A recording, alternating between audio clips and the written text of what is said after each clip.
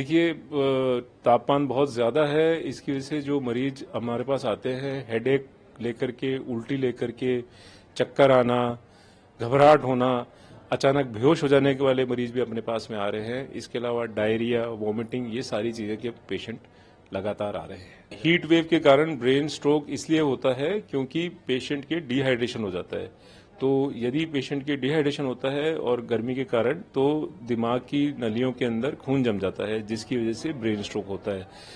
तो इस तरह के पेशेंट भी हमारे पास आ रहे हैं। हमारा आप पब्लिक के लिए यही सुझाव है कि अपना हाइड्रेशन बहुत अच्छे से मेंटेन करें, प्रॉपर क्वांटिटी के अंदर लिक्विड्स लें और तेज धूप में, तेज गर्म हवा के अंदर जाने से अपने आप को बचाएं।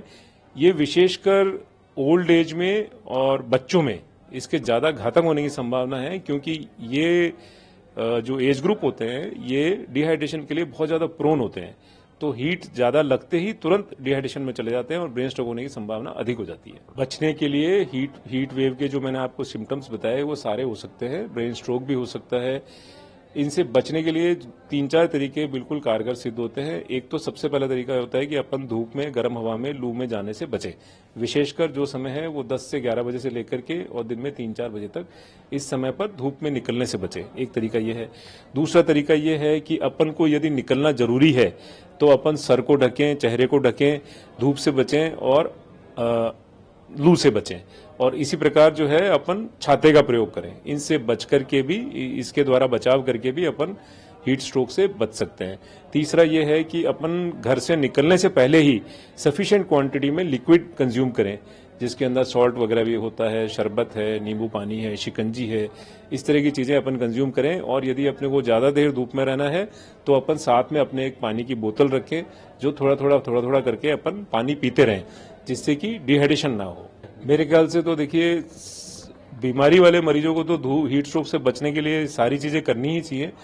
साधारण जनता जो बीमार नहीं है, जिसकी कोई बीमारी नहीं है, उनको भी हीट स्ट्रोक से बचने के लिए ये सारी चीज़ों का प्रयोग करना चाहिए। क्योंकि हीट स्ट्रोक तो केवल बीमारी वालों के लिए घातक नहीं होता है, वो आप हम सबके लिए जो है वो घातक हो सकता है।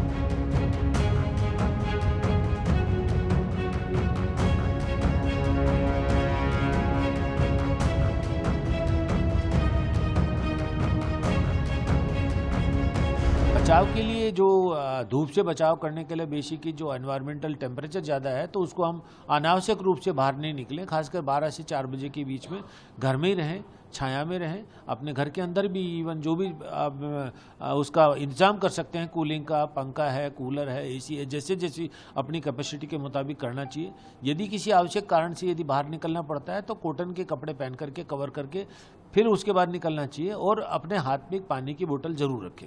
ये मेरा आप सभी से, आम जनता से रिक्वेस्ट होगा, घर के बाहर अनावश्यक कारण से नहीं निकलें और ज़रूरत पड़ रही है तो अपने आप को कवर करते हुए वाटर बोतल के साथ ही निकलें।